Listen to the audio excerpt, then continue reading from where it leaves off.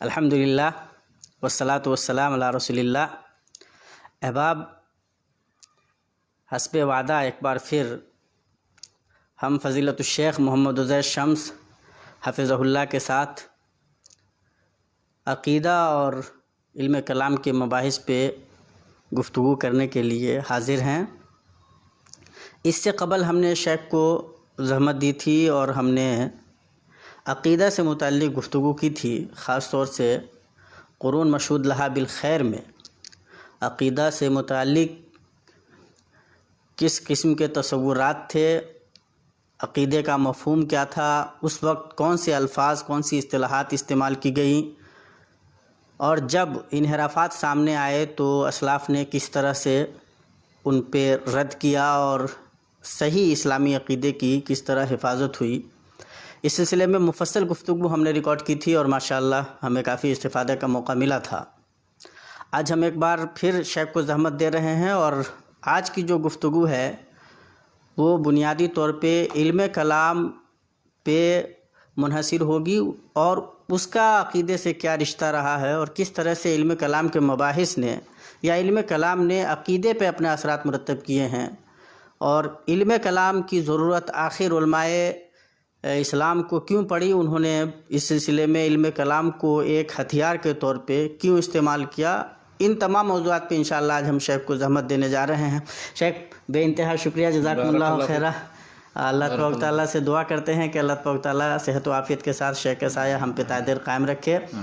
شیخ، جب ہم علم کلام بولتے ہیں اور عام طور پہ الکلام یا علم کلام یہ بولا جاتا ہے اور بار بار یہ بات آتی ہے، بہت سارے لوگ کہتے ہیں آج مسلمانوں کو نئے علم کلام کی ضرورت ہے اور اس طرح کی بہت ساری باتیں آتی ہیں، لیکن کبھی کبھی ذہن میں یہ سمجھ میں نہیں آتا کہ یہ علم کلام سے کیا مراد ہے، یہ علم کلام ہے کیا؟ علم کلام سے خاص علم مراد ہے، اور لفظی معنی تو کلام کا گفتگو ہے، لیکن اصطلاح کے طور پر جس نے بھی علم کلام کی تعریف کی ہے، بیان کیا، تو اس کا مقصد یہ ہوتا ہے کہ صحیح عقیدہ، چاہے وہ جس نے بھی جو صحیح عقیدہ اختیار کیا ہو، چاہے وہ اہل سنت نے یا خوارج نے یا شیعہ نے معتزلہ نے وغیرہ وغیرہ، تو صحیح عقیدے کی طرف سے دفاع اور جو مختلف مخالفین کی طرف سے جو اعتراضات وارد ہوتے ہیں تو ان کا جواب دیا جائے۔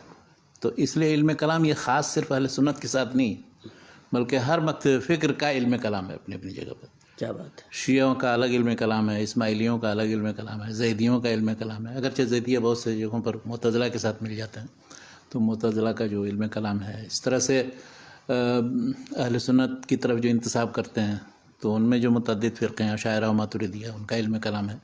تو علم کلام کا اجمالی مفہوم یہ ہے کہ جو عقیدہ کوئی فرقہ صحیح سمجھتا ہے تو اس کی طرف سے کیسے دفاع کرے، اسے عقلی بنیادوں پر کیسے بیان کرے، لوگوں کو اس کی طرف کیسے دعوت دے، عقلی بنیادوں پہ اس کو کیسے ثابت کرے، اور پھر جو اعتراضات اس پر وارد ہوتے ہیں اس کا دفاع کیسے کیا جائے، اس کا جواب کیسے، یہ ہے علم کلام کا مفہوم۔ اب وہ کسی بھی فرقے کا ہو سکتا ہے، کسی مکتب فکر کا، کسی بھی طریقے دعوت۔ اس طرح سے یوں بھی سمجھا جا سکتا ہے کہ یعنی جو بھی دفاع اسلام میں جو لوگ کام کر رہے ہیں، ہاں ظاہر ہے سب منتسب علی الاسلام ہے، تو سب دفاع اسلام ہی کا کام کریں گے۔ تو جو دفاع اسلام کا کام کر رہے ہیں تو کہیں نہ کہیں وہ بھی علم کلام ہے۔ سب یعنی وہ علم کلام موجودہ دور میں تو بلکہ مفہوم بہت وسیع ہو گیا ہے، یعنی صرف عقائد ہی کے مباحث نہیں ہیں، بلکہ وہ ساری چیزیں جیسے بہت سی جیسے حکومت اور خلافت، اقتصادی مسائل ہیں، یا بہت سے فقہی مسائل کی حکمتیں وغیرہ، یہ سب چیزیں علم کلام میں موجودہ دور میں داخل ہو گئے ہیں۔ انشاءاللہ ہم آتے ہیں علم کلام کے ارتقاء اور موجودہ دور تک پہنچنے تک۔ تو علم کلام کو علم کلام کیوں کہتے ہیں؟ آخر کیا وجہ بنی کہ علم کلام کو علم کلام کیوں کہتے ہیں؟ اس کے بہت سے وجوہ اسباب ہیں، بیان کرتے ہیں۔ سب سے بڑی بات وہ یہ کہتے ہیں کہ چونکہ کلام اللہ، قرآن کا مسئلہ جو ہے وہ علم کلام میں بہت ہی محتم بشان مسئلہ تھا، اور اس سے متعلق بڑی گفتگو ہوئی، بہت اختلاف ہوا، اس سے متعلق بہت زیادہ مسائل پیدا ہوئے۔ تو اس مسئلے کی وجہ سے، یعنی اس ایک جزئی مسئلے کی وجہ سے پورے علم کلام کو علم کلام کہا گیا۔ یعنی ایک جزئی، جیسے مثال کے طور پر بعض کتابیں لکھی جاتی، کتاب الحماسہ ہے ابو تمام کی، تو الحماسہ جو ہے اس کا پہلا باب ہے صرف، لیکن پوری کتاب کو کتاب الحماسہ کہا دیا۔ اسی طرح سے بہت سے کتابیں بھی ہیں، بہت سے موضوعات، لیکن یہ بات درست نہیں لگتی، اس لیے کہ علم کلام سب سے محتم بشان مسئلہ نہیں ہے، اور بھی بہت سے مسائل ہیں، الہیات کے اور دوسری چیزیں۔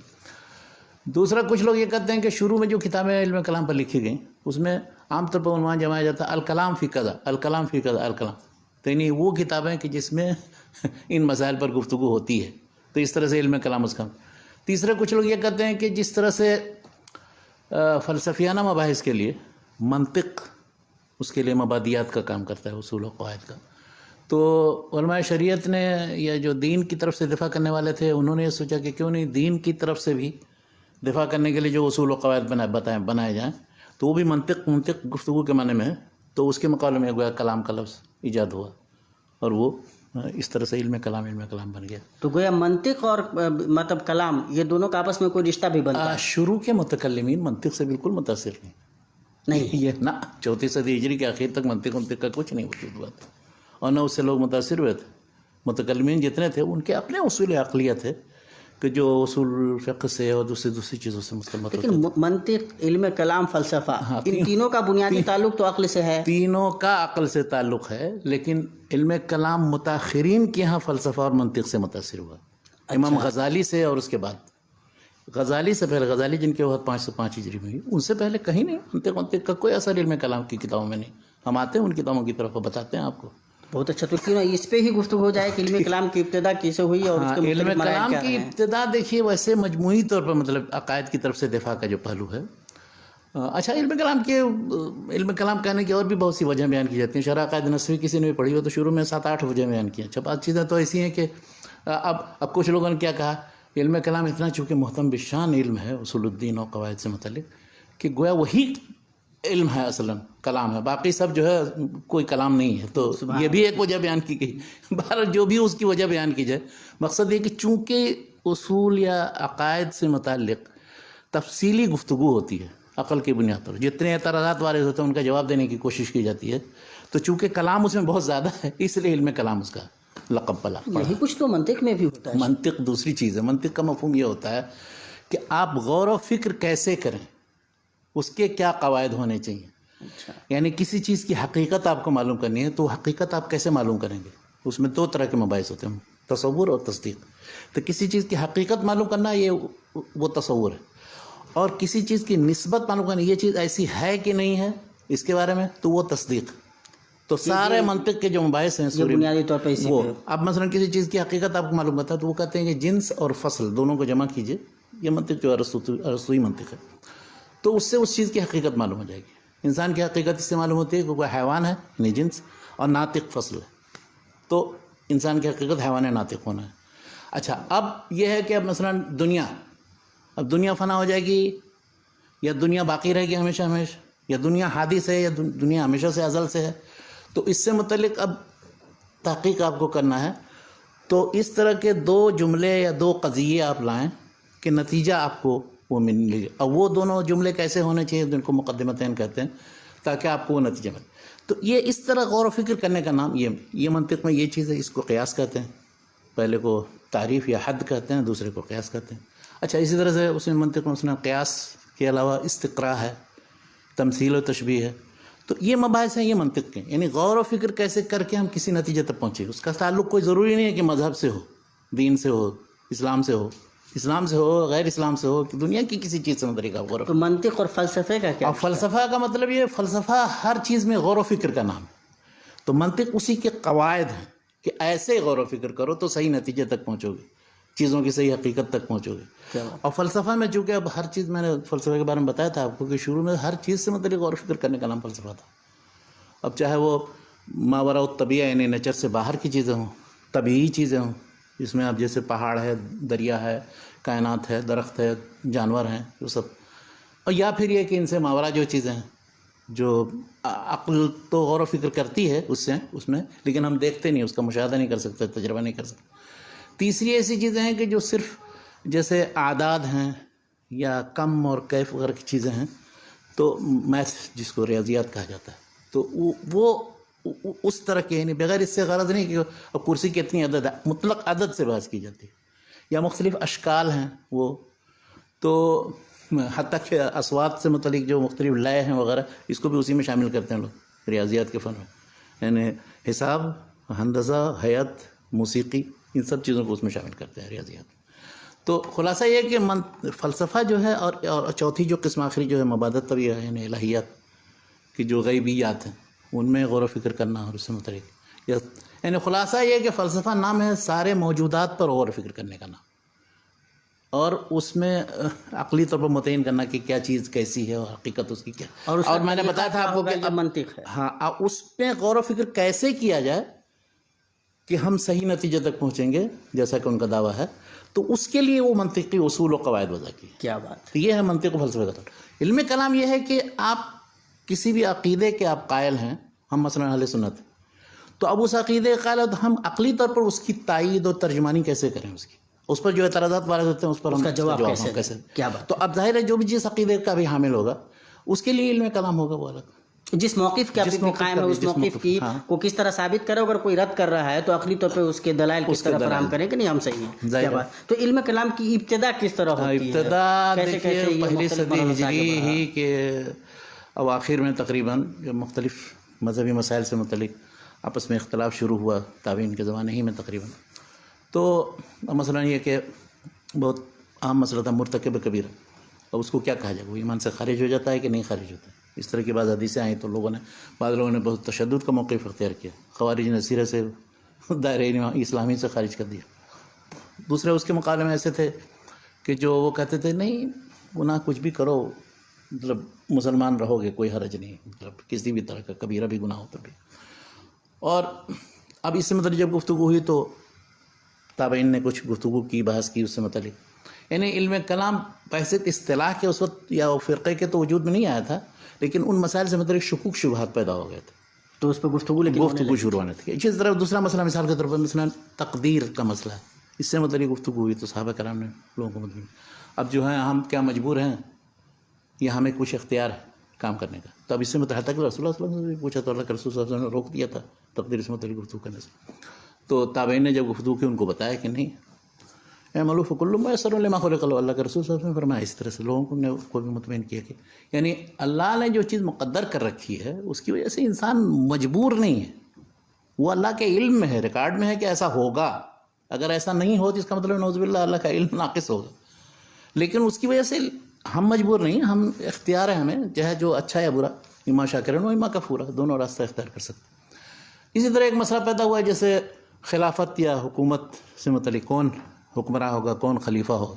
اب یہ مسئلہ بھی خلفاء راشدین کے زمانے میں پیدا ہوا، جس کی بنیاد پر شیعوں کا ایک بہت بڑا گروپ جو ہے الگ ہو گیا، جو کہتا تھا کہ نہیں اہل بیت میں صرف وہ حکمرانی اور اس کا سلسلہ ہونا چاہیے، دوسرے صحابہ نہیں مستحق. تو اب یہ مسئلہ بھی اس طرح، یعنی یہ مسائل ایسے ہیں جو ابتدائی طور پر اس وقت پیدا ہوئے، ایمان سے متعلق مسئلہ، تقدیر سے متعلق مسئلہ، اور اس طرح سے خلافت وغیرہ کا مسئلہ، اور بھی دوسرے کوئی شکوک شبہات پیدا ہوئے. لیکن یہ پہلی صدی ہجری کے اواخر اور دوسری صدی ہجری کے اوائل میں اتنی زیادہ فرقہ بندی اور اس طرح سے گروپ کی تشکیل اور باقاعدہ ایک مذہب کا وجود نہیں ہوا تھا.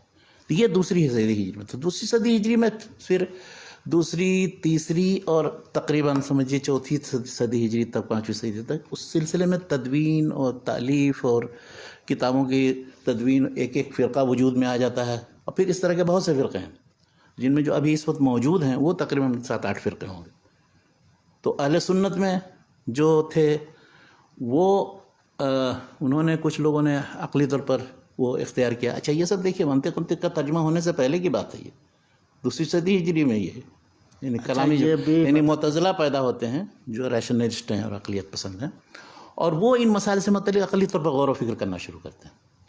یہ تب کی بات ہے جب ابھی مطلب ارسطو کی چیزیں نہیں ابھی نہیں ترجمہ ہو کر کے بھی نہیں ہے، وہ تو تیسری صدی ہجری کے شروع میں مامون کے زمانے میں ترجمہ ہو کر کے ہیں. تو اسی لیے میں کہہ رہا ہوں کہ منطق کی بنیاد پر علم کلام نہیں آیا ہے، بلکہ علم کلام منطق کے داخل ہونے سے پہلے کی بات. تو یعنی کہ گویا کہ کہیں نہ کہیں علم کلام کے جو بنیاد گزار ہیں خود مسلمان ہی ہیں. ہاں ظاہر ہے سب مسلمان ہیں، کوئی اپنے آپ کو تھوڑی، سب چاہے معتزلہ ہوں یا جبریہ ہوں یا جہمیہ ہوں یا قدریہ ہوں، جو بھی اپنے آپ کو سب منتسب علیہ الاسلامی کرتے ہیں، اور جو وہ جیسا اسلام سمجھتے ہیں اس کی طرف سے اتباع کرتے ہیں، اس کی طرف سے احتجاج کرتے ہیں اور وہ بحث مباحثہ کرتے ہیں.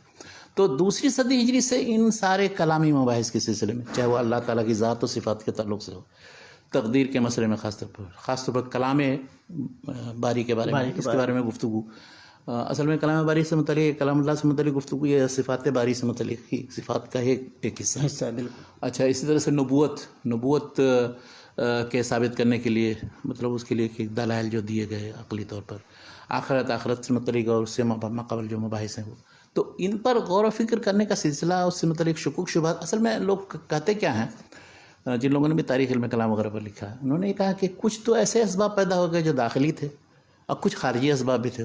داخلی اسباب میں یہ کہ یہ مختلف آراء کے حامل لوگ پیدا ہوئے، قرآن جب پڑھنا شروع کیا انہوں نے تو طرح طرح کی آیتیں، ان کو تقدیر سے متعلق کچھ آیتیں ایسی نظر آئیں جو بظاہر جبر سمجھ میں آتا ہے، دوسری نظر آئیں بظاہر نہیں ہے، ہر آدمی جو جیسا کرے گا اس سے جزا پائے گا۔ اسی طرح سے قرآن کے متعلق ما یاتیہم من ربہم محدث الا کان، یہ یعنی قرآن کے حدوث یا وجود میں اثر پہلے موجود نہیں تھا اور اب نازل کیا گیا، اس سے کچھ لوگوں نے استدلال کیا قرآن حدیث سے۔ یا اسی طرح سے نبوت سے متعلق جو چیزیں بیان کی گئی ہیں، یا کیسے نبی ہوتا ہے، نبی کی صفات کیا ہوتی ہیں، اور نبی کا معجزہ سے کیا تعلق ہے، معجزہ کی بنیاد پر نبی ہونا ثابت ہوتا ہے نہیں ثابت ہوتا ہے، تو یہ باتیں سب شروع ہو گئی تھی، الہیات، نبوات اور ایمان و کفر سے متعلق، یا اس طرح سے توحید کے کچھ مسائل جو صفات کے تعلق سے ہیں، یا توحید ربوبیت اور الوہیت کے تعلق سے، تو ان سب میں اختلافات جب پیدا ہوئے تو طرح طرح کے فرقے پیدا ہو گئے۔ اس میں جو بنیادی جو اس زمانے میں مشہور فرقہ پیدا ہوا، ان میں سب سے پہلے تو قدریہ پیدا ہوا جو تقدیر سے متعلق، اسی کے مقام میں پھر جبریہ ہوئے، تقدیر کا انکار کرتے تھے یہ لوگ، تقدیر کو بالکل سرے سے تقدیر کی بنیاد پر اب ہمارے پاس کچھ اختیار نہیں اس کے قائل۔ تو ان کے بین پھر اہل سنت جو طریقہ چلا آ رہا تھا صحابہ سلف صالحین کا، انہوں نے ان کو بتایا کہ تقدیر ہے لیکن اس کا مطلب یہ بھی نہیں ہے کہ ہم مجبور ہیں۔ اچھا، اسی طرح سے ایمان کا مسئلہ، اب ایمان کا مسئلہ وہ مرجیہ ایک گروپ پیدا ہوا، وہ یہ کہتا تھا کچھ بھی کرتے رہو کوئی فرق نہیں پڑتا، ایمان میں کوئی کمی زیادتی نہیں ہو، اس مطلب پورے پکے مومن ہو، کوئی حرج نہیں، آپ کے اعمال چاہے جیسے اعمال چاہے جیسے۔ اسی کے مقابلے میں دوسرے خوارج پیدا ہوئے، خوارج نے کہا کہ نہیں، بالکل تھوڑا سا کوئی گناہ کیا کسی نے سیدھے دائرہ اسلام سے خارج۔ تو اب اس کے مقابلے میں ایک گروہ پیدا ہوا معتزلہ کا، تو وہ منزلہ بین المنزلتین کا قائل تھے، منزلہ بین مطلب نہ وہ مومن ہے نہ کافر ہے، وہ بیچ کا ایک بیچارہ لٹکا ہوا ہے، بیچ کا ہے۔ اچھا، اسی طرح امر بالمعروف و نہی عن المنکر، اب اس پر بہت زیادہ توجہ دی گئی ہے قرآن میں ہر جگہ، بلکہ مومنوں کی صفت ہی بیان کی۔ اب امر بالمعروف و نہی عن المنکر کا کیا مفہوم ہے؟ کیا جبراً آپ یا تشدد کا راستہ اختیار کر کے کسی خلیفہ کے خلاف بغاوت کرنا یا اس کا تختہ الٹ دینا اس کے ظلم کی وجہ سے، یہ درست ہے کہ نہیں درست ہے؟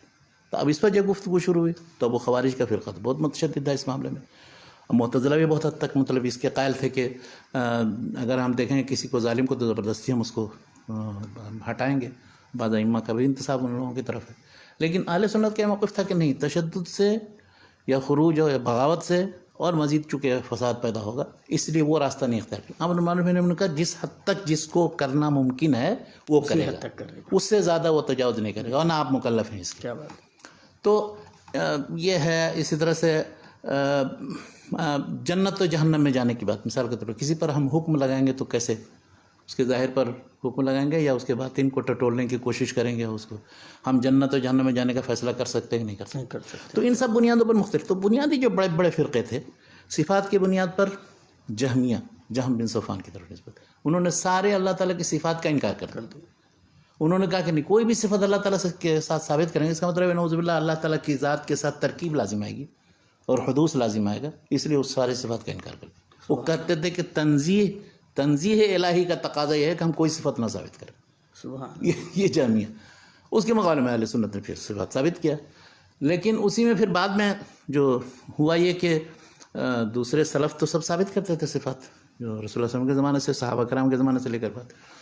اب وہ پھر جب اقلیت پسندی کی روش جب شروع ہوئی تو اہل سنت کی تائید کرنے کے لیے ایک طرح سے، یا ان کی موافقت یا ان کی طرف سے دفاع کرنے کے لیے عقلی طور پر، وہ معتزلہ میں سے ایک نکل کر کے ابو الحسن اشعری، ان کی وفات 324 ہجری میں، تو وہ ان سے نکل گئے اور اعتزال سے برات کا اظہار کیا، علی اعلان کہا کہ اب میں جو ہے اہل سنت کی طرف سے دفاع کروں۔ وہ ابو علی جبائی کے شاگرد تھے، انہی کے ساتھ کئی سال، کتنے 40 سال تک رہے، اس کے بعد وہ بدل گئے۔ لیکن انہوں نے جو عقلی منہج اختیار کیا تو اس میں ہوا یہ کہ بہت سے ایسے اصول و قواعد جو معتزلہ کے تھے، وہ اس میں وہ بین راہ اختیار کرنے کی کوشش کی، نہ بالکل وہ سلف کے طریقے کے مطابق سب چیزوں کا اس بات کرتے تھے، اور انہوں نے یا اس کے بعد ان کے شاگردوں نے یہ کیا کہ وہ یہ کہا، تصور یہ کیا کہ اللہ کی ذات جو ہے، تو اللہ کی ذات کا وجود جن جن چیزوں کے سے ثابت ہے، جس کے بغیر کسی الہ یا اللہ کا وجود نہیں ممکن ہے، ایسی صفات ذات ثابت کریں گے۔ تو اب جیسے حیات ہے کہ حیات کے بغیر کسی شخص کا موجود ہی ہونا نہیں تھا، علم ہے، قدرت ہے، ارادہ ہے، یہ کہا کہ یہ سب صفات ذات ہیں، اس کے بغیر تو مطلب ہے کہ کسی ذات کا وجود نہیں سمجھ میں آیا، تو اللہ تعالیٰ کی ذات کیسے؟ اچھا، اس کے بعد پھر سمع اور بصر اور کلام، یہ 7 صفات ایسی ہیں کہ جن کو ثابت کیے بغیر گویا اللہ تعالیٰ کا وجود نہیں ثابت کیا جا سکتا۔ انہوں نے 7 صفات ذات کو ثابت کیا، اور صفات افعال کے بارے میں یہ کہا کہ وہ صفات جو ہیں ان کی سب کی کوئی نہ کوئی ایسی توجیہ و تعویل کی جائے گی کہ ان کو 7 ان ذاتی صفات کی طرف لوٹایا جائے، اور انہی کا وہ نتیجہ اس کو سمجھا جائے گا۔ تو اس طرح سے انہوں نے گویا یہ طریقہ اختیار کیا۔ اور ابو الحسن اشعری نے تو خیر کچھ تھوڑا بہت اس سلسلے میں ذرا سا نرمی کا یا درمیانی توسط کا رویہ اختیار کیا، بعد کے ان کے شاگردوں نے اور شاگردوں کے شاگردوں نے تو بالکل ہی دور تک وہ نکل گئے، انہوں نے بالکل، بلکہ بعد کے مرحلے میں تو بہت زیادہ معتزلہ سے متاثر ہو کر کے شروع میں معتزلہ کی تردید کرتے تھے ان مسائل کے سلسلے میں، صفات خبریہ ثابت کرتے تھے۔ باقلانی کی کتاب موجود ہے مثال کے طور پر تمہید کے نام سے، اس میں دیکھیے باقاعدہ وہ ساری صفاتیں جتنے، جیسے وجہ ہے، عین ہے، ید ہے، ان سب کو ثابت کیا انہوں نے، اور پرانے جتنے ابو الحسن باہلی وغیرہ کی کتابیں موجود ہیں بھی چھپی ہیں۔ لیکن متأخرین آپ دیکھیے جیسے رازی ہیں یا حامدی ہیں یا اس کے بعد کے لوگ، تو بالکل ہی وہ معتزلہ سے متاثر ہو کر ان ساری صفات خبریہ کے بھی تعویل کرتے، وہ یعنی کہ وہ جو ان کا بھی رویہ تھا ابو الحسن اشعری کا، ان پہ بھی یہ لوگ قائم نہیں، ان پر بھی نہیں قائم ہے، بلکہ معتزلہ سے متاثر ہو کر کے اور مزید بالکل وہ انہوں نے یہ محسوس کیا کہ فلاسفہ کا حملہ اتنا شدید ہے کہ ان اصولوں کی بنیاد پر کہ جو ہم پکڑے ہوئے ہیں، یعنی ہم چاہتے ہیں کہ سلف کے طریقے پر بھی رہیں اور چاہتے ہیں کہ عقلی اصول بھی اختیار کریں، تو وہ بین کچھ نہیں سمجھ میں آیا ان کو کہ کیا کریں۔ چنانچہ آخری مرحلے میں انہوں نے پھر بالکل ہی معتزلہ ہی کی طرف سے کر لی۔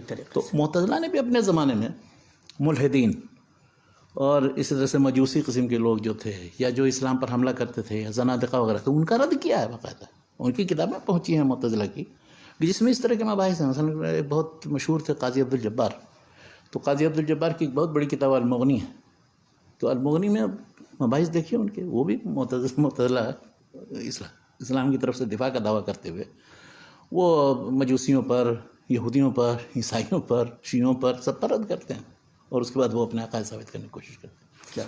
تو یہ مطلب کیا کہتے ہیں، متکلمین میں ایک گروہ اشعریہ کا۔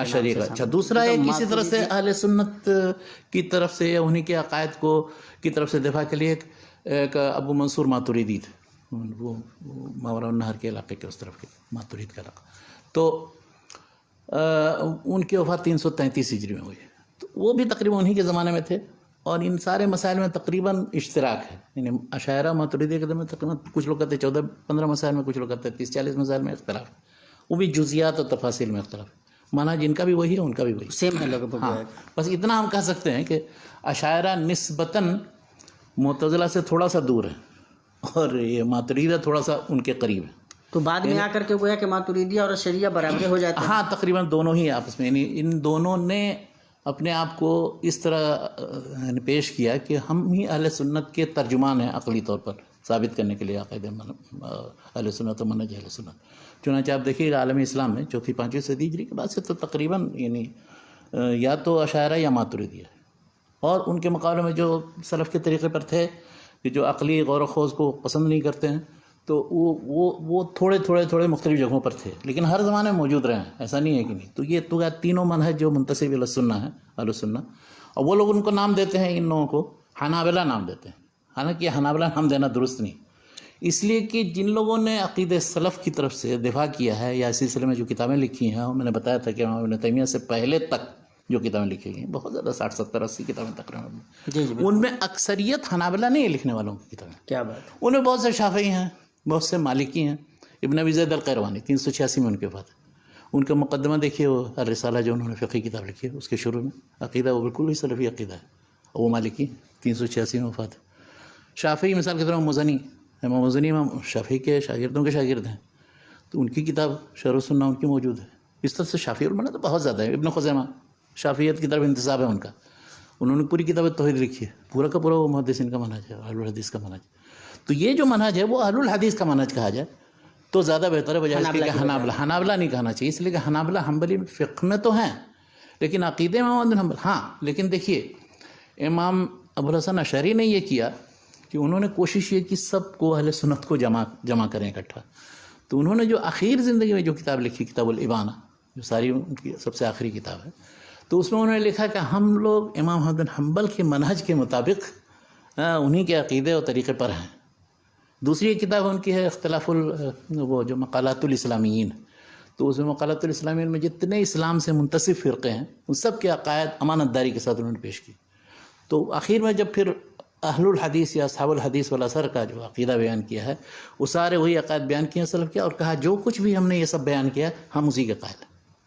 اچھا کیا بات. تو ایک طرح سے امام بن حنبل ترجمان تھے چونکہ اہل الحدیث یا اصحاب الحدیث کے, اس لیے چاہے اگر حنبلی کہا جائے اس معنی میں تو کوئی حرج نہیں ہے. یعنی ہر آدمی کو سارے ائمہ حدیث کی طرف نسبت جو ہے یہ فخر و شرف کی بات ہے, اور اسی لیے متأخرین بہت سے لوگ یعنی بجائے اس کی کہ ان کی مخالفت کریں ان کی طرف انتساب کو شرف اور فضیلت کی چیز سمجھتے ہیں, اور ہر ایک نے خلق قرآن کے مسئلے میں جو ان کا رویہ رہا ہے اس کی سب لوگوں نے تائید کی ہے.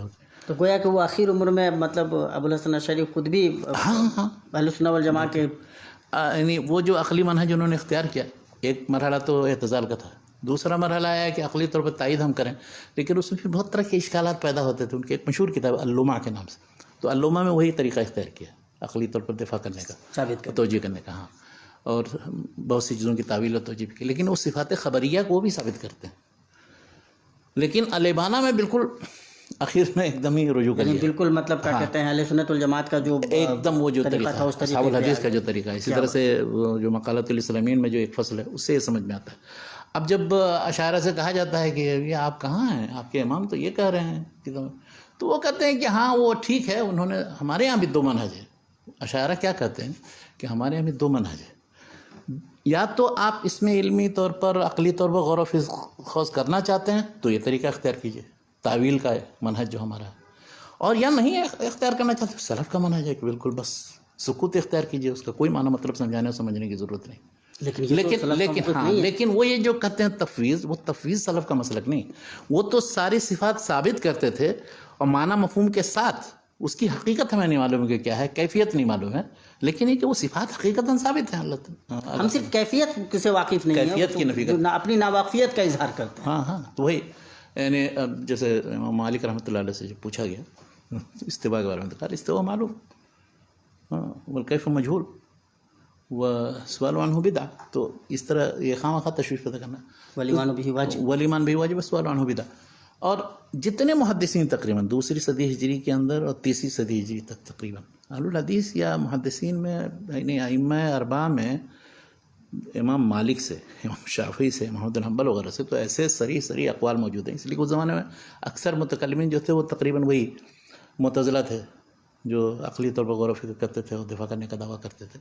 تو اس لیے ان کے تو امام شافعی رحمۃ اللہ علیہ کہتے ہیں حکمی فی اہل الکلام ان یضربوا بالجرید والنعال ویطاف بہم ویقال هذا جزاء من ترک الکتاب والسنہ. سبحان اللہ, کیا بات ہے. امام حنیفہ رحمۃ اللہ علیہ کے شاگرد ابو یوسف سے من طلب امام شافعی رحمۃ اللہ علیہ یہ کہہ رہے ہیں کہ ان کو مطلب کیا کہتے ہیں ان کی پٹائی کی جائے اور پورے معاشرے میں ان کو گھمایا جائے کہ دیکھو یہ ہے طریقہ, اللہ کی کتاب و سنت چھوڑنے کا نتیجہ. کیا بات. اچھا, اسی طرح سے امام ابو یوسف رحمۃ اللہ علیہ 189 میں ان کی 182 میں ان کی وفات ہے. امام ابو حنیفہ رحمۃ اللہ علیہ کے شاگرد, وہ کہتے ہیں من طلب العلم بالکلام تزندق, وہ زندیق ہو جائے گا. یعنی جو علم کلام کے راستے سے علم حاصل کرے گا وہ زندیق بن جائے گا. یہ امام ابو یوسف رحمۃ اللہ. اسی طرح سے محمد بن حنبل اور امام مالک وغیرہ سے بہت شدید ترین اقوال ہیں. یعنی گویا کہ یہ جو مطلب اشعری عقیدہ ہے یا مطلب طریقہ ہے یا ماتریدی جو رویہ ہے, اس رویے پہ یعنی امام ابو یوسف رحمۃ اللہ علیہ یا امام مالک رحمۃ اللہ علیہ نہیں ہے, اس طریقے پر نہیں ہے. اس لیے کہ وہ اس میں غور و خوض کو اور عقلی گھوڑے دوڑانے کو پسند نہیں کرتے تھے. ہمیشہ سے اہل الحدیث کے معاملے میں وہی تھا جو پرانا جو جماعت کا موقف ہے, جو جن لوگوں نے مطلب اس زمانے تک جن لوگوں نے عقلی طور پر کچھ اس طرح کے مباحث میں اشتغال کیا تھا, چاہے کسی بھی فرقے کا، اس کو وہ ناپسند کرتے تھے. اچھا اب یہ باتیں آپ جب کسی اشعری یا ماتریدی سے کہیے تو کہا کہ وہ اس زمانے تک تو امام ابوالحسن اشعری اور ماتریدی تو پیدا نہیں ہوئے تھے. تو ان لوگوں نے اپنے زمانے کے جو گمراہ قسم کے فرقے تھے ان لوگوں پر رد میں یہ کہا کہ ان لوگوں پر رد کیا. یہ نہیں کہ اگر صحیح عقیدے کی طرف سے صحیح دفاع کیا جائے عقلی منہج کے مطابق تو وہ بھی غلط ہے، تو وہ اس کی یہ تعویل توجیہ کرتے ہیں. تو کہنا یہ ہے کہ بہرحال 4 صدی ہجری سے اہل سنت کی طرف سے دفاع کرنے کے لیے یہ جو دونوں آئے اور انہوں نے پھر جو یہ عقلی منہج اختیار کیا، تو اس طرح سے اہل سنت کا ایک بڑا طبقہ متاثر ہو کر کے اشاعرہ ماتریدیہ کے طریقے پر چل پڑا. علم کلام یا عقائد کے مباحث میں ان کے رویوں کو اپنانے. اور امام ابوالحسن اشعری کے بعد بہت بڑے مشہور جو متکلم تھے وہ بکر باقلانی. تو باقلانی باقاعدہ پوری زندگی اسی منہج کو ترویج، بلکہ انہوں نے اس کی تاصیل کی، یعنی اشاعرہ کے اصول و قواعد سب انہوں نے بیان کیے، اور کون سے ایسے مبادیات ہیں کہ جن کے بغیر یہ عقیدے ثابت نہیں کر سکتے. تو ان مبادیات کو جاننا جو یہ سب منطق سے پہلے کی بات ہے. ابھی منطق کا اس لیے کہ ان کی وفات 403 میں ہوئی ہے. انہی کے زمانے میں ایک تھے ابو بکر ابن فورک بہت مشہور ہیں. انہوں نے ایک کتاب لکھی مشکل الحدیث کے نام سے. اچھا، مشکل الحدیث میں ان کا منہج یہ ہے کہ وہ حدیثیں کہ جن میں صفات کا اس بات ہے ان کی تعویل و توجیہ کرو. اچھا، اس میں اتنی تعویل و توجیہ انہوں نے کر دی کہ وہ تو بالکل لگتا ہے کہ ابوالحسن اشعری کے طریقے سے بہت دور چلے گئے. یعنی تعویل کے سلسلے میں بہت زیادہ غلو، بالکل جو معتزلہ کا طریقہ وہ اختیار کیا. حالانکہ وہ انتساب ان کا بھی ابوالحسن اشعری کی طرف ہے.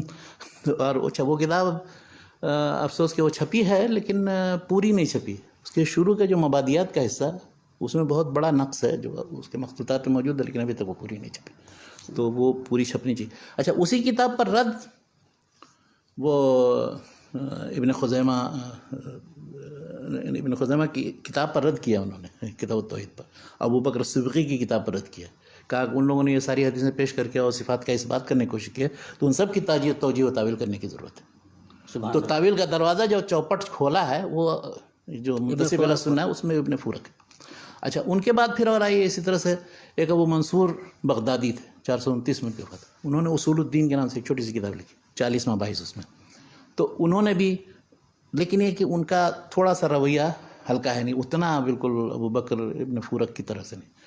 ان کے بعد پھر اور دوسرے 5ویں صدی میں، 6ٹھی صدی ہجری میں یہاں تک کہ غزالی آتے ہیں. یعنی غزالی سے پہلے ان کے استاد جوینی. شیخ، یہ جو مطلب متکلمین کے جو اہل سنت والجماعت کی یہ 2 بنیادی مطلب کیا کہتے ہیں نظریے یا فرقے سمجھنا، ان کی طرف جو انتساب کرتے ہیں. تو اگرچہ یہاں آپ سعودی عرب میں دیکھیے تو کسی شخص سے بھی کہے تو کہ نہیں وہ اہل سنت کہاں ہیں، وہ تو ہے ہی نہیں سرے سے اہل سنت. حالانکہ امام ابن تیمیہ نے کئی جگہ لکھا ہے کہ اگر ہم اس معنی میں لیں کہ سارے بڑے بڑے جو گمراہ بدعتی فرقے ہیں، جیسے خوارج ہیں، شیعہ ہیں، مرجئہ ہیں، معتزلہ ہیں اور دوسرے، ان کے مقابلے میں تو ظاہر اہل سنت کی طرف انتساب ان کا درست ہے. لیکن اگر اہل سنت سے یہ معنی اگر ہم سمجھیں کہ وہ طریقہ یا وہ عقائد جن پر سلف تھے جیسے صحابہ و تابعین تھے اور بغیر کسی تعویل کے ان سب چیزوں کو مانتے تھے اور یہ عقلی رویہ اختیار نہیں کرتے، تو اس معنی میں ظاہر ہے وہ نہیں ہے. انہوں نے ایک نیا طریقہ اس بات کا اور وہ کرنے کا نکالا ہے، تو انہوں نے اس کی توجیہ تفصیل کی. تو جیسے شیعوں کا موقف اس سلسلے میں کیا؟ شیعوں کا موقف وہ اپنے طریقے کے مطابق اس بات کرتے ہیں، بلکہ متاخرین کے ہاں تو یہ ہوا ہے. میں آپ کو ذرا پہلے مختصر طور پر مرحلہ وار بیان کر دوں. یعنی دوسرے مرحلے تک یہ ہوا، غزالی سے پہلے تک، کہ اس وقت تک منطق کا دخل نہیں ہوا تھا. لیکن غزالی نے آنے کے بعد کیا کیا کہ وہ منطق کے بنیادی مباحث اس میں عقائد کی کتابوں میں شامل کر دیا. تاکہ عقائد کی کتابوں میں کیا، وہ تو کہتے ہیں اصول فقہی، بلکہ کسی بھی علم و فن میں اس شخص کا کوئی اعتبار ہی نہیں ہوگا جو منطق نہ سمجھے. مستصفیٰ میں شروع میں امام غزالی نے لکھا ہے کہ اسی لیے میں نے مقدمات منطقی پہلی بار انہوں نے اصول فقہ کی کتابیں ڈالی. اور پھر انہوں نے جو کتابیں لکھی، مثلا 2-3 کتابیں چھوٹی چھوٹی لکھی ہیں. قواعد العقائد کے نام سے چھوٹا سا رسالہ لکھا، تو کہا کہ سارے بچوں کو حفظ کرا دینا چاہیے. تو وہ بھی اسی شرعی عقیدے کی تلخیص ہے سمجھیے. اس کے بعد اس کی شرح ہے ایک رسالۃ القدسیہ کے نام سے. یہ دونوں کتابیں اس میں ہیں، احیاء علوم الدین میں اس کا حصہ بنا دیا انہوں نے. تیسری ایک کتاب لکھی ہے الاقتصاد فی الاعتقاد کے نام سے. تو اس میں انہوں نے عقائد کے مسائل کو مرتب انداز میں پیش کرنے کی کوشش کی. تو اب ان سب میں جو استدلال کا طریقہ ہے ان کا، وہ سارا منطقی استدلال کا طریقہ، یعنی منطق پہلی مرتبہ اس میں انہوں نے داخل کیا. گویا کہ یہ مطلب کا کریڈٹ امام غزالی رحمۃ اللہ علیہ کو جائے. اور منطق کے طریقے کے مطابق غور و فکر تو انہوں نے شروع کیا. اس کے بعد جب راضی آئے ہیں تو انہوں نے کیا کیا، اور آمدی نے اس کے بعد رازی کے وفات 606 میں ہوئی ہے، آمدی کی 631 میں. انہوں نے کیا کہ فلسفہ کے بہت سے بنیادی مباحث جو تھے موجود یا وجود سے متعلق، کائنات سے متعلق، وہ سب شروع میں امور عامہ کے طور پر داخل کر دیے. یعنی اس کے بغیر وہ شروع ہی نہیں کرتے. یعنی اللہ کے بارے میں گفتگو یا نبی یا آخرت وغیرہ کے بارے میں کوئی گفتگو نہیں شروع. اس لیے کہتے ہیں کہ یہ سارے موجودات کا پہلے پتہ کرنا اور وجود کی حقیقت معلوم کرنے، امکان اور حدوث اور دوسری ساری چیزیں، اجسام کی مختلف شکلیں اس پر. یعنی بلکہ بعض میں متاخرین کے یہاں تو مثلا عضد الدین ایجی وغیرہ ہیں جنہوں نے مواقف لکھی ہے، عقائد پر کتاب لکھی ہے، وہ تو تقریباً آدھا سے زیادہ حصہ یہ امور عامہ اور سب سے متعلق. تو اس مرحلے میں آ کر کے فلسفہ اتنا داخل ہو گیا کہ وہ بالکل ہی علم کلام اور فلسفہ مل کر کے ایک چیز ہو گئی. بعد کی ساری علم کلام کی کتابیں جیسے مواقف عضد الدین ایجی کی، اس کی شرح جو ہے سید شریف جرجانی کی شرح المواقف، اس طرح سے مقاصد تفتازانی کی کتاب ہے، یا عقائد نصفی کی جو شرحیں لکھی گئیں، یا ان شروع پر جو مقدمات لکھے گئے، یہ سب فلسفہ کے مباحث سے پر ہیں. اور وہ یہ سلسلہ جو چل پڑا تو چل پڑا. اب اس میں بہت سی مثلا کچھ متون ہیں جیسے العقائد النصفی ہے. اب عقائد نصفی کی شرح لکھی تفتازانی نے. اب تفتازانی کی اس شرح پر پتہ نہیں کتنے لوگوں نے خیالی نے اور کس نے کتنے حاشیہ لکھا. اس طرح سے مواقف ہے عضد الدین ایجی کی. عضد الدین ایجی نے ایک چھوٹا سا متن بھی لکھا العقائد العضدیہ کے نام سے، تو اس میں بھی اس کی شرح پھر اس کے بعد جلال الدین دوانی نے لکھی وغیرہ وغیرہ. تو اس طرح کے بے شمار متون، شروح، حواشی، اس کا سلسلہ جاری ہو گیا. یہ سب 6 صدی ہجری کے پاس ہے. بلکہ ایک بہت بڑا موضوع اگر آپ کو دیکھنا ہو تو آمدی جن کی وفات 631 میں ہوئی، انہوں نے کتاب لکھی ابکار الافکار کے نام سے. اچھا، وہ پتہ نہیں کتنی ضخیم جلدوں میں، اس میں آدھے سے زیادہ جو ہے وہ فلسفہ ہے. سبحان اللہ. تو اب یہی کہا جاتا ہے کہ جن لوگوں نے علم کلام کو فلسفے سے ملا کر کے بالکل تقریباً ایک علم بنا دیا ہے، تو ظاہر ہے یہ تو بالکل ہی سلف کے طریقے سے ایک دم ہی دور ہو گیا. 2 مرحلہ دور ہو گیا. اور مزید پہلے ایک مرحلہ دور تھا، اس کے بعد منطق داخل ہوا، پھر اس کے بعد آخر میں تو پھر ایک دم فلسفہ اس میں غرق ہو جائیے آپ. اور اسی میں پڑھانے اور وہ سلسلہ جو تقریباً 3-4 صدیوں تک جاری رہا. 6-7ویں صدی ہجری سے شروع ہوتا ہے، تقریباً 12ویں صدی ہجری تک یہی سلسلہ جاری رہا. اسی کو علم بھی سمجھا جائے گا. اور اگر آپ اس کو نہیں جانتے تو آپ اصول الدین سے واقف نہیں. سبحان اللہ. تو اس طرح سے علم کلام شروعات تو اس کی کچھ مسائل میں عقل اور احتجاج سے، استدلال سے ہوئی، اور وہ پہنچ گیا پھر فلسفہ کے سارے مباحث ضم کر کے. یعنی وہ اصول دین سمجھے گئے جو اصلاً اصول دین تھے ہی نہیں. اچھا، اس سلسلے میں بہت دلچسپ بات کیا ہوئی، کیونکہ سارے عقلیات کے دل دادا تھے. تو بعد میں جو متون ہیں، مختصر متون، تو ان کی شرحیں سب لوگوں نے، یعنی سلف اشاعرہ ماتریدیہ نے بھی کی، حتیٰ کہ شیعوں نے بھی کی. بلکہ شیعہ ایک بہت مشہور عالم ہے نصیر الدین طوسی، 672 میں ان کی وفات ہے. انہوں نے تجرید العقائد کے نام سے ایک متن تیار کیا جس میں تقریباً 4 مباحث تھے بنیادی، تو 4 یا 6 مباحث تھے. تو اب اس میں بھی فلسفہ انہوں نے داخل کیا، سب چیزیں. اس کی جو شرحیں کی ہیں، تو شرحیں سارے حنفی انہوں نے شیعوں نے بھی کی، اور اہل سنت کی طرف نصاب رکھنے والے علماء نے بھی کی. مثلا اس کی جو بہت مشہور 2 شرح ہے، ایک ہے شمس الدین اصفہانی، ان کی وفات 749 میں ہوئی. تو ان کی شرح کو شرح قدیم کہا جاتا ہے. اس پر پھر شروع حواشی اور اس کا سلسلہ الگ ہے. دوسرے تھے علاء الدین قوشجی، ان کی وفات 879 ہجری میں. تو اب اس کو شرح جدید کہا جاتا ہے. یعنی 2 شرحیں مشہور. اچھا، یہ سنیے، یعنی سارے اہل سنت کی طرف انصاف رکھنے والے، اور اس کی شرح لکھ رہے ہیں تجرید کی، اور پھر اس پر حواشی لکھنے والے بے شمار ہیں. حالانکہ وہ بنیادی طور پر توسی کی مطلب کتاب ہے، متن جو ہے. ہاں. اچھا، اب اس پر جو حواشی لکھے گا اندازہ لگائیے. یہ جو قوشجی کی، علاء الدین قوشجی کی جو شرح ہے، جس کو شرح جدید کہا جاتا ہے، اس پر 3 حاشیہ لکھا جلال الدین دوانی نے. جلال الدین دوانی 918 میں وفات ہوئی. انہوں نے ایک حاشیہ قدیمہ، دوسرا حاشیہ جدیدہ، تیسرا حاشیہ اجد. یہ سب جتنے علم کلام پڑھتے ہیں جو مدارس درجہ، اب تو سلسلہ ختم ہو گیا، شاید دیوبند وغیرہ میں اور ریلی وغیرہ میں پڑھایا جاتا ہے، ورنہ یہ سب چیزیں سب اسی کو مطلب منتہائے کمال سمجھا جاتا تھا جب تک کہ ان چیزوں کو آپ نہیں جانیں. اور کتاب و سنت کے نصوص اور آیات حدیث یاد کرنا، مطلب یہ سب تو مطلب یہ رٹنے والوں کا کام ہے، ان کی کوئی ضرورت ہے. تو مطلب ہم لوگوں کا حال کیا ہو گیا تھا. الحمدللہ اس کے بعد جو دور جدید جب آیا ہے، تب جا کر کے پھر رجوع اصل کی طرف ہم نے کیا. پھر اس کے بعد پھر ایسے مسائل بھی پیش آ گئے، اور مغرب کا حملہ بھی ہوا. نتیجتاً پھر علم کلام کے مسائل جو تبدیل، انشاءاللہ دور جدید کی طرف آتے ہیں تو بتاتے ہیں.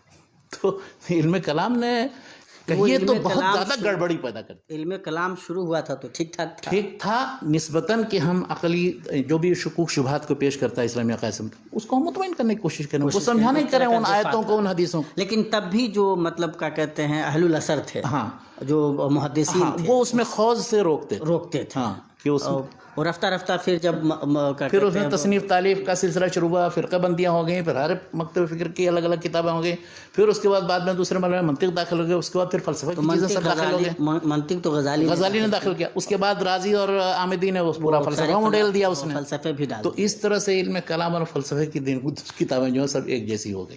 سبحان اللہ، یعنی اور جو مطلب وہ جو بنیادی حقائق تھے وہ بنیادی حقائق وہ تو مطلب وہ نصف سے بھی کم، ایک ثلث ہوتا ہے آخر میں اس کتاب میں۔ آپ شرح مواقف مثال کے طور پر وہ آپ دیکھ لیجئے، شرح مواقف سے شریف جرجانی کی ہے، 816 میں ان کی وفات ہے، اور مواقف عضدالدین ایجی کی ہے، تو عضدالدین ایجی 8ویں صدی کے تھے 756 میں، تو وہ پوری پڑھتے ہیں شروع کی 3-4 جلدیں تو آپ کو ہم لوگوں نے تو ان پہ بات کی، معتزلہ اشاعرہ ماتریدیہ کا موقف آیا سامنے، شیعہ اور عباضیہ کا کیا موقف؟ شیعہ کا موقف یہ، شیعہ عموماً مسئلہ امامت یا خلافت کے علاوہ اور باقی چیزوں میں تقریباً معتزلہ کی طرح، اور شروع میں تقریباً ایسے ہی رہے ہیں، جتنے مشہور جتنے شیعہ مؤلفین ہیں وہ سب معتزلہ کی روش اختیار کرتے ہیں، عقلیت پسندی کی۔ عباضیہ کیا ہے؟ صرف جہاں مسئلہ امامت آتا ہے، صحابہ کرام سے متعلق گفتگو آتی، وہاں وہ اہل سنت سے اپنا موقف اپنا جن کا عباضیہ جو ہیں، عباضیہ ویسے فقہ میں تو عباضی یہ عبداللہ بن عباس کی طرف منسوب ہے، لیکن ان کا خوارج کا جو عقائد کے سلسلے میں کوئی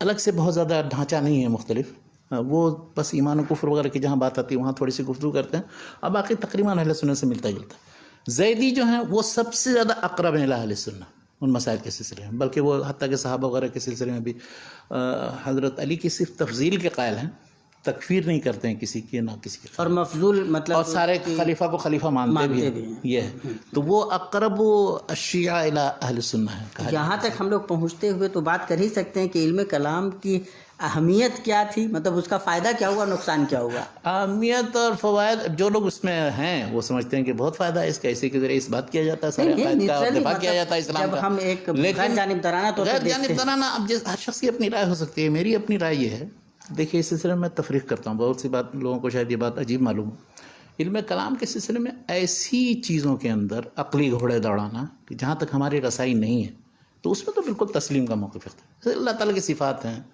اللہ تعالیٰ کی ذات ہے، یا اور ایسی چیزیں کہ جہاں عقل کی رسائی نہیں، لیکن ایسی چیزیں کہ جن کا اسلام سے تعلق ہے، چاہے وہ بنیادی چیزیں ہوں یا فروعی چیزیں ہوں، یا ان کا تعلق اور کسی بھی اسلام کے کسی شعبے سے ہو، تو اس میں کسی بھی طرح کا اعتراض کبھی بھی ہو، چاہے قدیم دور میں ہوا ہو یا آج ہو، تو اس کی طرف سے دفاع کرنا، اس کو ثابت کرنا، عقلی طور پر دوسرے کو مطمئن کرنے کی کوشش کرنا، اس لیے کہ یہ اعتراضات تو غیر مسلموں کی طرف سے بھی تو ہوں گے نا، تو اب آپ کیا چپ چاپ بیٹھے رہیں گے؟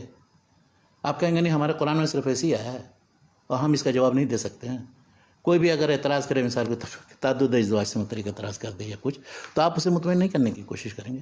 تو اس لیے یعنی علم کلام کو وسیع معنی میں، جس معنی میں موجودہ دور میں لیا جا رہا ہے کہ اسلام پر ہر طرح کے اعتراضات اور شکوک شبہات کے جواب دینے کے لیے اپنے آپ کو تیار کرنا، تو اس میں تو آپ کو لازماً عقلی منہج اختیار کرنا پڑے گا۔ لیکن عقلی منہج کا مطلب کیا ہے؟ عقلی منہج کا مطلب یہ کہ وہ عقل سلیم اور وہ فطرت جو فطرت سلیمہ ہے اس کے مطابق، تو اس پہ جو تقریباً اختلاف نہیں تھا، نہیں اس پورا سلف کے ہاں یہ تھا کہ جہاں آپ عقل کی روشنی میں کسی طرح کوئی گفتگو کریں گے وہ نہیں کرتے تھے۔ عقل کا مطلب یہ ہے کہ ان مباحث میں جن میں ہمارے عقل کی رسائی ہے ہی نہیں، لیکن عقائد کے مثال کے طور پر جو مباحث ہیں، اللہ تبارک و تعالیٰ کی ذات، اس کی صفات، اس کے وجود سے متعلق جو گفتگو ہے، تو اس میں تو یقینی طور پہ ہمارے عقل کی رسائی ہے ہی نہیں، تو جب وہ گفتگو ہوگی تو وہ اسلاف منع کر دیتے تھے۔ لیکن وہ کیا کہتے ہیں، سلف میں جتنے لوگوں سے منقول ہے اس طرح کی کتابیں جتنی ہیں، وہ یہ کہتے ہیں کہ عقلی طور پر ان باطل فرقوں پر رد کرنا بھی غلط ہے،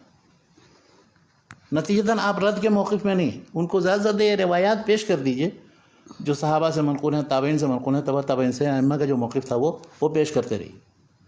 کچھ تھوڑے سے ایسے لوگ ہیں کہ جو ہر دور میں کھڑے ہوئے اور آ کر کے فتنے کا مقابلہ کیا انہوں نے، تو عموماً اہل الاثر یا اصحاب الحدیث میں ایسے ہی لوگ رہے ہیں کہ جو اتباع ہیں ان کے پرانے منہج کے، لیکن عقلی طور، لیکن اب انہیں میں دو چار آدمی الگ بھی ہیں، مثلا ابن حزم ہے، دیکھیے وہ ایسا در رسید کرتے ہیں سب لوگوں کو، حالانکہ وہ بالکل ظاہری ہیں ٹھیٹھ فقہ میں، لیکن انہوں نے اولاً تو منطق سے بھی استفادہ کیا، ثانیاً وہ کہتے ہیں کہ منطق ہے کیا چیز، انہوں نے کتاب ہی لکھی باقاعدہ تقریب لحد المنطق کے نام سے.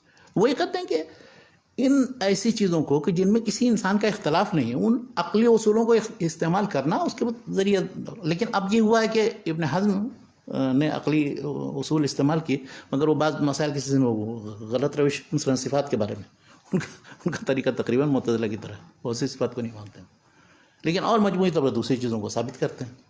دوسری شخصیت ایک جو اور متاخرین میں امام ابن تیمیہ کی شخصیت، امام ابن تیمیہ پوری زندگی سارے باطل فرقوں پر رد بھی کرتے رہے اور سارے ان کے اپنے عقلی اصولوں کی روشنی میں ان پر رد کرتے رہے. بلکہ بعض لوگوں کو بہت تعجب و حیرت پہ امام ابن تیمیہ کے زمانے میں خود علامہ ذہبی اور دوسرے لوگوں کو یہ تھا کہ ہمارے شیخ کاش کے منطق و فلسفہ میں نہیں گئے ہوتے تو زیادہ. حالانکہ منطق و فلسفہ میں جانے کے بعد جو ان کو پھر ان کا رد کیا ہے اور ان کے خلاف جو کتابیں لکھی ہیں، ان کے مباحث کا جو مناقشہ کیا، ان کا جو ضعف اور کمزوری ان کی ظاہر کی، یہ تو ان کے اہم مباحث میں سے. یقیناً وہ اگر نہیں کرتے تو وہ تو پھر دوسرے عام علماء کی طرح سے ہوتے، سارے جتنے محدثین و حنابلہ کی طرح سے ہوتے. تو یہ تو ان کا امتیاز ہے. اس لیے ایسی چیزوں کے بارے میں کہ جہاں عقل کو دخل دے کر کے اور لوگوں کو سمجھانے بتانے کی ضرورت، خاص طور پر غیر مسلموں کو سمجھانے بتانے کی ضرورت ہے، یا ایسے گمراہ فرقوں کو جو بغیر اس کے آپ کی بات مانیں گے نہیں، تو یہ لازماً ہے طریقہ. اور موجودہ دور میں تو اب میرے خیال سے یہ تفریق بھی اب نہیں رہ گئی کہ ہم عقل کی روشنی میں ہم لوگوں کو سمجھانے بتانے کی کوشش نہیں کریں گے اور ان کو چپ نہیں کریں گے یا اس طرح سے ان کے اعتراضات کو جواب نہیں دیں گے، دے ہی رہے ہیں لوگ. تو دینا پڑے گا. اور یہی بات میں کہہ رہا تھا کہ موجودہ دور میں اہل الحدیث یا سلفی جو اپنے آپ کو کہتے ہیں، ان کے لیے ضروری یہ ہے کہ موجودہ دور کے افکار اور نظریات سے واقف ہوں. ان میں جتنے گمراہ قسم کے فرقے ہیں یا ایسے لوگ ہیں کہ جو تشویش پیدا کرتے ہیں اسلام کے خلاف، یا سلف پر اعتراضات کرتے ہیں، یا صحابہ تابعین کے بارے میں، یا ان کے کسی اجماع یا متفقہ چیز کے بارے میں کوئی لب کشائی کرتے ہیں، یا مشاجرت صحابہ سے متعلق جو کوئی کبھی گفتگو کرنے لگتا ہے، تو ان کا جواب دینے کی ضرورت ہے، ان کو سمجھانے کی ضرورت ہے، تاریخ کی روشنی میں، حقائق کی روشنی میں، عقل کی روشنی میں بتانے کی ضرورت ہے. لیکن ایسے لوگ ہمیشہ کم رہے ہیں، تو اس میں حصہ لینے کی ضرورت ہے. جو شخص اس میں آئے گا تو پھر اس کو مطلب اپنے کام کی وجہ سے پہچانا بھی جائے گا اور اس کی اچھی شہرت بھی ہوگی، بشرطے کہ وہ غلط راستے. اور ظاہر ہے ضرورت بھی ہے، تو اس ضرورت کے تحت ظاہر ہے کہ جتنا تقاضا ہے. شک تو یہ ہم جب علم کلام کی بات کر رہے ہیں اور وہ شروع سے لے کر کے آخر تک کا مرحلہ ہے، وہ ہم لوگوں نے دیکھنے کی کوشش کی. کئی ساری کتابیں لکھی گئی ہوں گی، بہت تصانیف ہیں. پرانی جو کتابیں ہیں اس میں وہ جن اشاعرہ کی ہیں، پرانے علماء کی، تقریباً 6 7ویں صدی ہجری تک کی، تو وہ کتابیں وہی اصول اور بنیاد کا کام دیتی ہیں. میں نے بتایا تھا کہ حسن اشعری کی کتاب مثال کے طور پر وہی اللمع، چھوٹی سی کتاب. اچھا، امام حسن اشعری نے تقریباً 80 85 کتابیں لکھی، سبحان لیکن صرف 6 کتابیں ان کی باقی رہ گئی. اچھا، اس میں ایک رسالہ چھوٹا سا ہے، اس کو کچھ لوگ کہتے ہیں کہ اعتزال کے زمانے کا ہے، کچھ لوگ کہتے ہیں کہ نہیں، اعتزال سے توبہ کرنے کے بعد، استحسان الخوض فی علم الکلام. اب یہ کچھ لوگ کہتے ہیں کہ نہیں، یہ پہلے کا نہیں ہے، بعد کا ہے. اب کچھ لوگ کہتے ہیں نہیں، یہ پہلے کا ہے. تو یہ رسالہ بھی چھوٹا سا رسالہ ہے. اور اس میں کہنا ان کا یہ ہے کہ عقل کی روشنی میں مخالفین کا رد کرنا یہ ضروری ہے. اس کے بغیر آپ کو کیسے مطمئن کریں گے، دوسرے لوگوں کو صحیح عقیدے کی طرف کیسے بڑھیں. اور اللمع کے نام سے ان کی ایک کتاب ہے چھوٹی سی، اور الابانہ بتایا تھا جو آخر میں، یعنی آخر میں ان کو یہی سمجھ میں آیا کہ یہ جتنا ہم نے چوہوں کی لڑائی لڑی ہے، لیکن رہنا چاہیے اسی عقیدے، یہی عقیدہ. اچھا، اور متکلمین کا بھی دوسرے لوگوں کا یہی حال ہے. اکثر متکلمین نے پوری زندگی علم کلام میں گزاری اور بحث و مباحثہ رد کرنے میں، لیکن آخر میں پھر وہ یہ سمجھتے تھے کہ اموت علی دین العجائز. تو یہ جو جیسے امام غزالی رحمۃ اللہ علیہ کے بارے میں یہ بات ہوتی ہے، منطق انہوں نے داخل لیکن وہ مطلب بلکہ امام مانے جاتے ہیں اس سلسلے متکلمین، بہت بڑا مقام ہے ان کا. لیکن بعد کے دور میں ان کو بھی اس بات کا بڑا ان کو بھی. اور لیکن اب ایک دلچسپ بات بتاؤں میں، لوگ وہ جو ان کی رسالہ قدسیہ ہے احیاء علوم الدین کے اندر، جو عقیدے سے متعلق علم کلام پر لکھا ہے، تو شروع میں جو انہوں نے قواعد العقائد چند صفحے میں لکھ کر کے انہوں نے بتایا کہ یہ سارے عقائد بالکل بچے کو رٹا دینا چاہیے اور وہ یاد کرنا. اب وہاں دیکھیے کیا لکھا ہے، حالانکہ خود بہت بڑے متکلم، انہوں نے یہ لکھا کہ دیکھیے یہ عقیدہ چاہے وہ رٹا کر کے یا لوگوں سے روایتی طور پر معلوم ہو کر کے، یا چاہے بوڑھے ہوں، جوان ہوں، بچہ ہو، اس کو پتہ چلے، اس کے اندر وہ چیز زیادہ راسخ ہوتی ہے بنسبت متکلمین کے کہ جو زندگی بھر عقلی بحث مباحثہ کرتے رہتے ہیں ان کو کوئی اطمینان نہیں ہوتا. تو ان کو وہ طریقہ متکلمین کے طریقے استدلال کے مطابق پختگی نہیں آئے گی. پختگی ایسے آئے گی جیسے وہ خود وہ کہہ رہے ہیں اسی قواعد العقائد کے بعد جو لکھ کر کے کہا. اور اس لیے اس کے لیے انہوں نے کیا کہا کہ زیادہ سے زیادہ قرآن کی تلاوت کریں, اس کو سمجھیں, حدیثیں پڑھیں, دیکھیے کیا کہا. اور تیسرا ہے کہ عبادت کی طرف, ذکر کی طرف آئیں, تب اس کے بعد ایک کیفیت ایسی پیدا ہو جائے گی کہ وہ بالکل انشراح صدر اس کو ہو جائے کہ ہاں یہ عقائد بالکل ہمارے صحیح ہیں, درست. تو ان کو بھی گویا ایک طرح سے قلق تھا, اگرچہ انہوں نے کتابیں لکھی علم کلام پر اور بہت مشہور متکلم تھے, تو انہوں نے بھی ایک طرح سے یہ محسوس کیا کہ یہ منطق اور علم کلام نہیں صرف کافی ہے, بلکہ رجوع اللہ اور قرآن و حدیث سے استفادہ یہ ضروری ہے. اچھا, غزالی کے اوپر رد لکھا ہے ایک بہت بڑے مشہور فلسفی تھے, فقیہ بھی تھے, ابن رشد, جن کی وفات 595 ہوئی. اچھا, انہوں نے ویسے تھے تو وہ فلسفی, متکلمین میں ان کا شمار نہیں ہوتا, لیکن 2 کتابیں انہوں نے چھوٹی چھوٹی ایسی لکھ دی ہیں کہ جو تقریباً سارے متکلمین کے لیے بہت اہم ہے ان کو پڑھنا پڑھانا. بلکہ متکلمین کیا, مسلمانوں میں نہیں, غیر مسلموں میں سارے پڑھتے رہے 200-300 سال تک, رشدیت کا جب غلبہ تھا یورپ کے اندر. تو اس میں ایک ہے فصل المقال فیما بین الشریعت والحکمت من الاتصال, یعنی مذہب اور عقل کے درمیان کس طرح کا تعلق ہونا چاہیے, آپس میں تعارض ہو تو کیا کرنا چاہیے, اور کیسے ان کے درمیان توفیق و تطبیق. اور دوسری ایک کتاب ہے الکشف عن مناہج الادلہ فی عقائد الملہ. وہ ان کا کہنا یہ ہے کہ جتنے یہ فرقے ہیں الگ الگ, ان سب لوگوں نے صحیح عقیدہ اپنانے کی کوشش کی اپنے اپنے دانست میں, اور قرآن مجید کی ہر طرح توجیہ کی جا سکتی ہے. ان کا اپنا کہنا یہ ہے کہ قرآن میں اس طرح کی آیتیں ہیں اور طریقہ استدلال اس طرح ہے کہ وہ ایک عام آدمی کے لیے بھی غور و فکر کی دعوت دینے کے لیے کافی ہے, اور اس کو وہ صحیح طریقے سے سمجھتا. جیسے فلکیات کے مسئلہ, تو اس طرح اب کوئی شخص ماہر فلکیات ہو تو وہ بھی غور و فکر کر سکتا ہے. اسی طرح سے طب کے بعد مسائل ہیں, نفس کے بارے میں جو غور و فکر کرنے کے لیے کہا گیا ہے, تو سادگی کے ساتھ ایسے دیکھیے تو ہر شخص کے سمجھ میں آنے والی بات ہے. اور کوئی شخص بہت گہرائی میں اترنا چاہتا ہے تو اس کے لیے بھی بہت اس کے لیے مواد موجود ہے. تو یہ دونوں کتابیں بھی, اور اس لیے بھی کہ انہوں نے چونکہ غزالی پر رد کیا تھا, غزالی نے جب تحفظ الفلاسفہ لکھی تو اس کے جواب میں تحفظ التحفظ نے لکھی تھی. لیکن یہ دونوں کتابیں بہت اہم ہیں ان کی. بلکہ اگر کہا جائے تو امام ابن تیمیہ نے بڑی حد تک مطلب ان کے طریقے کے مطابق اشاعرہ پر رد کرنے, یا متکلمین اشاعرہ پر رد کرنے کے لیے ان کی ساری چیزیں انہوں نے کوڈ بھی کی, لیکن اس میں جہاں حق اور باطل ہے اس کو انہوں نے پھر بیان بھی کیا ہے. بعض چیزوں میں کہ جس میں فلاسفہ غلو کرتے ہیں تو اس کو انہوں نے اس پر تنبیہ بھی کی. یعنی اگر یہ کہا جائے کہ یہ کتاب الکشف عن مناہج الادلہ, وہ تقریباً ٹکڑے لے کر کے ساری کتاب انہوں نے نقل کر کے سب پر کامنٹ کیا ہے ابن تیمیہ نے اپنی کتاب در و تعارض العقل والنقل مختلف جگہوں پر. تو یہ بات غلط نہیں ہوگی, بلکہ اس میں سے کوئی شخص نکال سکتا ہے, یعنی تعلیقات یا نقد کتاب الکشف عن مناہج الادلہ وہ پورا در و تعارض العقل والنقل سے کوئی آدمی نکال سکتا ہے.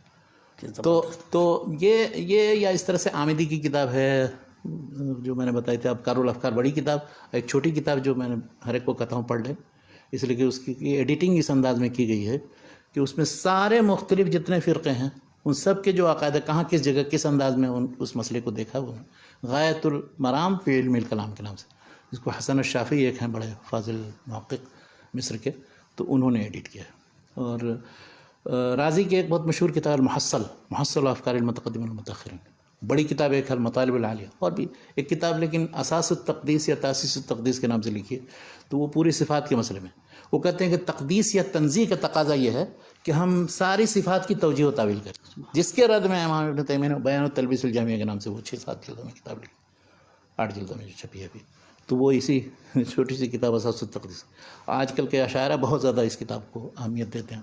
ابھی تو بہت سے مباحث رہ گئے, کہاں ہم دور جدید میں ہم لوگ جو گفتگو کر رہے ہیں شیخ, وہ علم کلام سے متعلق گفتگو ہو رہی, کتابیں لکھی گئی ہیں, اور جو مطلب مباحث سامنے آئے, جو فرقے نکل کر کے آئے, اور ان کا جو انتساب اہل سنت کی طرف رہا, ان سے جو پھر مطلب کیا کہتے ہیں ان میں آپس میں جو اختلافات رہے, اور جن بنیادوں پہ پھر منطق اور فلسفہ آپس میں گڈ مڈ ہوئے, علم کلام اس سے وہ ہوا, متاثر ہوا, پھر جو اس کے اثرات ہو سکتے تھے وہ ہوئے. آج کے دور میں علم کلام کی کیا مطلب کیا کہتے ہیں, کوئی اس کا ریلیونس باقی ہے, معنویت ہے اس کی, اور آج کون لوگ ہیں جو اس کے علمبردار نظر آتے ہیں آپ کو؟ دیکھیں اس دور میں تقریباً یعنی آج سے تقریباً 100 سال 150 سال پہلے وہ جب مغرب کا غلبہ ہوا اور استیلا، تو اس کے نتیجے میں رد عمل میں پھر مختلف طرح کے جو رجحانات پیدا ہوئے.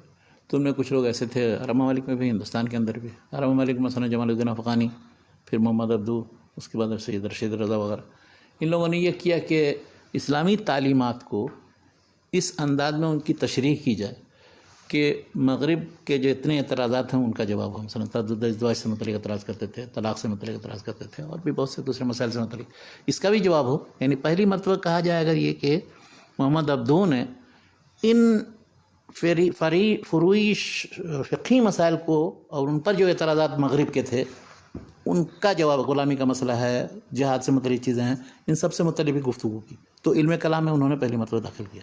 اور اس سے پہلے انہوں نے ایک کتاب لکھی تھی الرد علی الدہریین کے نام سے، جمال الدین افغانی نے. تو جمال الدین افغانی کا مقصد یہ تھا کہ آج کل کے جتنے لوگ جو بالکل گئے تھے ہندوستان میں دیکھا تھا سید ان کے اتباع کو، تو ان کے رد میں یہ کتاب ہے کہ نیچریوں نے جو طریقہ اختیار کیا کہ ہر چیز جو ہے مغرب کی قبول کر لو، تو وہ اس کے خلاف تھے. وہ تو انہی کے کو انہوں نے ٹارگٹ کر کے اس پر رد کیا. سید رشید رضا نے یہ کیا کہ پورے عالم اسلام کے پیمانے پر ایک طرح سے اسلام کی نشر و اشاعت، تو صحیح اسلام کیا ہے، اور اسلام سے جو چیزیں سب ملا دی گئی ہیں یا غلط چیزیں جو بدعت خرافات کی شکل میں ہوں، یا شرکیات، یا متکلمین کے بعد کے مسائل، یا تصوف کے ذریعے جو چیزیں آئی ہیں، تو اور پھر جو مغرب کی جو اعتراضات ہیں ان سب پر گفتگو کی. تو ایک طرح سے کہا جا سکتا ہے کہ موجودہ دور میں عرب ممالک کے اندر پرزور انداز میں اسلام کی طرف سے دفاع کرنے کا کام اور اسلام کی حقانیت بیان کرنے کا کام، ان کی جو بہت مشہور کتاب الوحی المحمدی جن کا میں نے ذکر کیا تھا، تو الوحی المحمدی میں جو قرآن مجید میں کون سے بنیادی 10 اغراض و مقاصد ہیں جن کی تفصیل بیان کی ہے، تو اور پھر پوری تفسیر المنار، ان کا پورا مجلہ المنار. تو اس نے ایک طرح سے پورے عالم اسلام میں پہلی بار اس بات کا احساس دلایا کہ اولاً تو ہمیں ان پرانے مباحث اور ان چیزوں سے چپے کر رہنے کی ضرورت نہیں، موجودہ دور کے مسائل وہ دیکھنے چاہیے، موجودہ دور کے اعتراضات.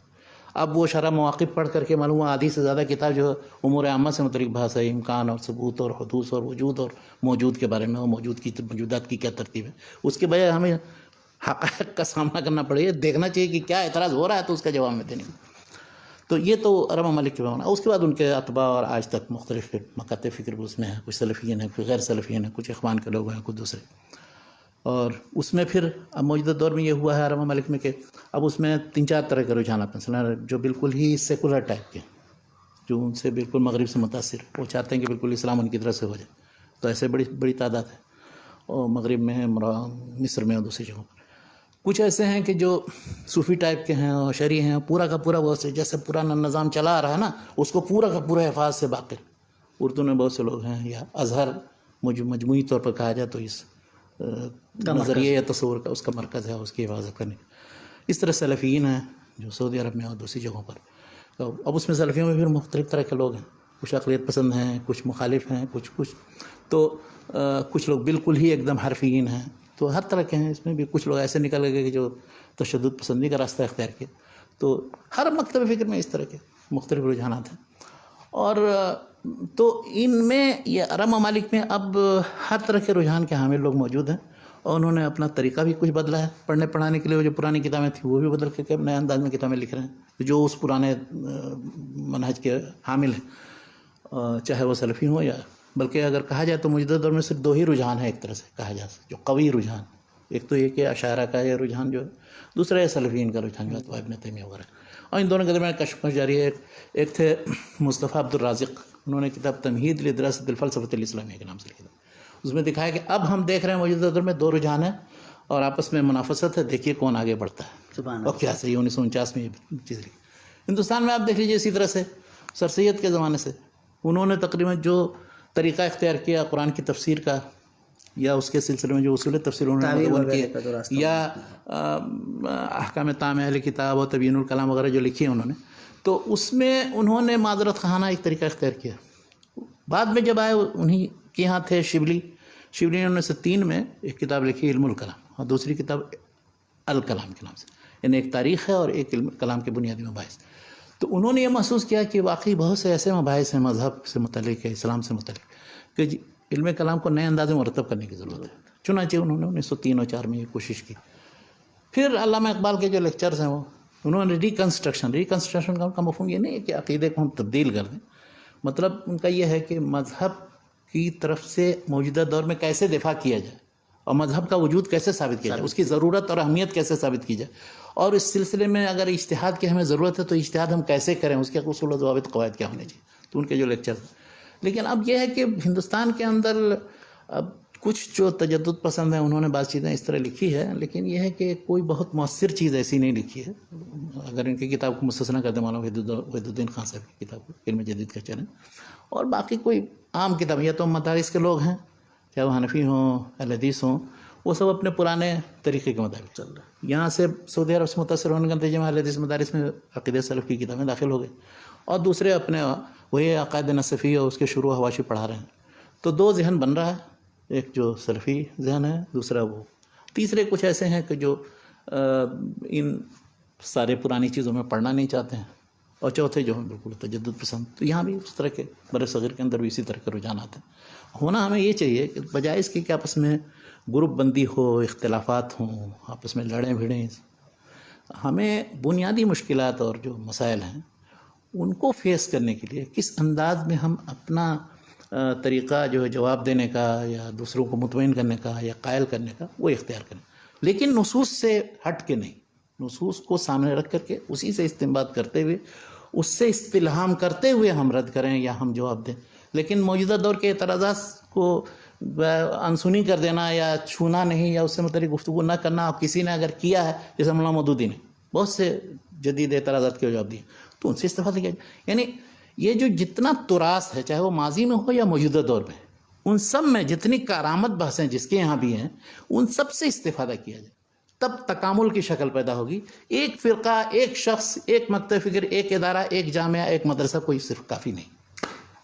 اب چونکہ ہمارا وقت بھی ہو گیا ہوا ہے اور ہم وہ اس مرحلے تک بھی آ گئے تھے کہ آج علم کلام کی کیا افادیت ہے، یا کس طرح سے مطلب شیخ یہ سمجھ رہے ہیں کہ آج جو ہمارے سامنے چیلنجز ہیں، جو اسلامی مباحث کو لے کر کے جو ہمارے عقائد ہیں یا فقہی مسائل ہیں یا زندگی سے جڑے ہوئے جو مسائل ہیں ان کو لے کر کے جو اعتراضات آتے ہیں تو ان کا جواب عقل و نقل کی روشنی میں دینے کی بہرحال ضرورت ہے. اور اس سلسلے میں جن لوگوں کے یہاں بھی کارآمد چیزیں ملتی ہیں ان سے استفادہ ہونا چاہیے. آپس میں لڑنے کا رویہ اچھا رویہ نہیں ہے. انہی چند کلمات کے ساتھ چونکہ آج ہمارا وقت بھی ہو چکا ہے، انشاءاللہ آئندہ ہم شیخ کو پھر زحمت دیں گے اور علم کلام اور عقائد کے مباحث میں ابن تیمیہ رحمۃ اللہ علیہ کا کیا کردار رہا ہے، انہوں نے کیا کیا روشنیاں بکھیری ہیں اور کس طرح سے اس پورے معاملے میں ان کے جو اثرات ہیں وہ پڑتے ہیں اور کس طرح سے بیلنس کرنے کا کام انہوں نے کیا ہے. تو یہ بلکہ جو دو مختلف دھارے ہیں اس میں یہ تیسرا دھارا کس طرح سے دونوں کو